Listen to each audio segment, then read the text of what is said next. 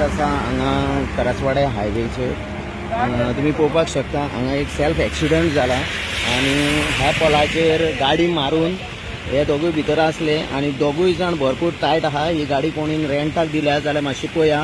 ते गाडी सांडून वाटेक चलोंक लागल्या. दोगांचे फुटलेले आहा. गाडी सारखी फोडसून इंजिनान काबार जाल्लेली आहा. अशी कोणाची गाडी जाल्यार नोट करा. ही ग्रीन पाका कडल्यान